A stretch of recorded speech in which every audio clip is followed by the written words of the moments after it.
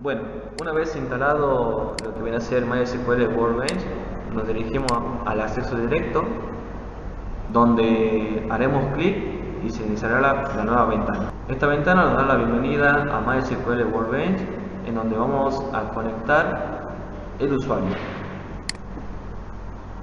Bueno, una vez abierto el programa, vamos a comentarle brevemente qué es MySQL Workbench. Es un sistema de gestión de base de datos relacionales. Ahora vamos a explicar cómo crear una base de datos a través de códigos. Entonces nos dirigimos a la parte superior y abrimos una nueva consulta. Bueno, una vez creada la consulta, vamos a crear una base de datos para una escuela con el siguiente comando: create database escuela. No debemos olvidar que al finalizar debemos colocar el punto y coma. No debemos olvidar que para que esto se pueda ejecutar debemos sombrear esta parte y ejecutarlo.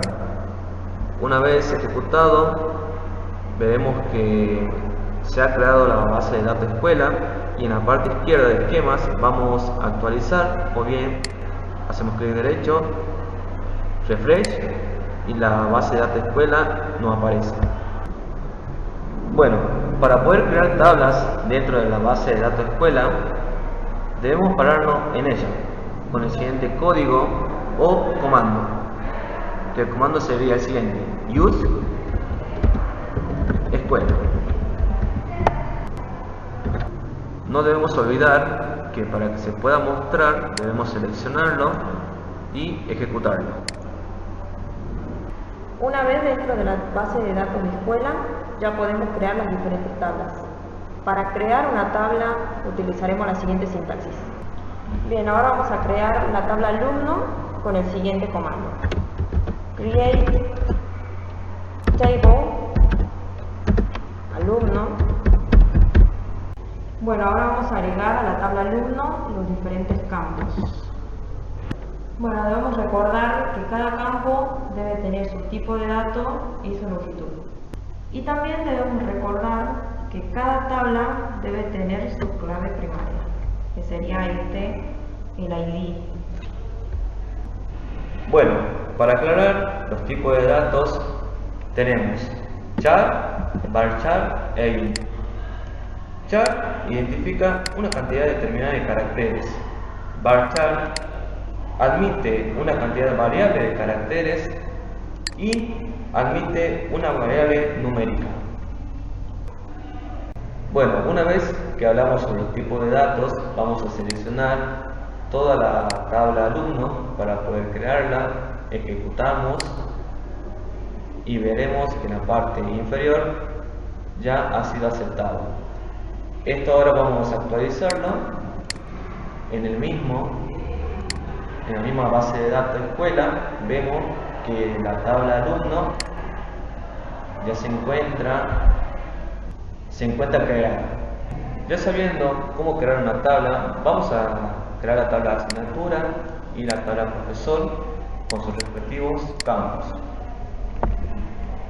Ahora debemos seleccionar estas tablas y ejecutar para que se puedan crear en la base de datos. También vamos a crear la tabla inscripción, que va a tener sus diferentes campos que a su vez van a estar relacionadas con las tablas anteriores. Para hacer la relación entre las tablas creadas se utiliza la siguiente sintaxis: constraint fk asignatura, foreign key, id asignatura, reference asignatura, id. Es así como se crea una relación entre la tabla de inscripción y asignatura. De la misma manera, debemos relacionar la tabla inscripción alumno e inscripción profesor utilizando la misma sintaxis. Para crear la relación entre las tablas, vamos a seleccionar y ejecutar. Una vez ejecutado, ya fue creada la tabla. Vamos a actualizar y aquí, como verán, ya está creada la tabla inscrita.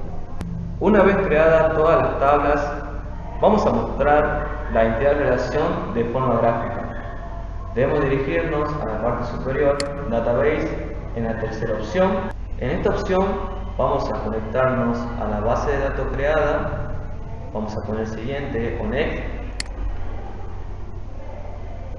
Para conectar a la base de datos debemos ingresar el password o la contraseña del usuario root. Seleccionamos en siguiente. Vamos a seleccionar el esquema escuela. Ponemos siguiente. En esta nueva ventana vamos a poner next. Seleccionamos los objetos.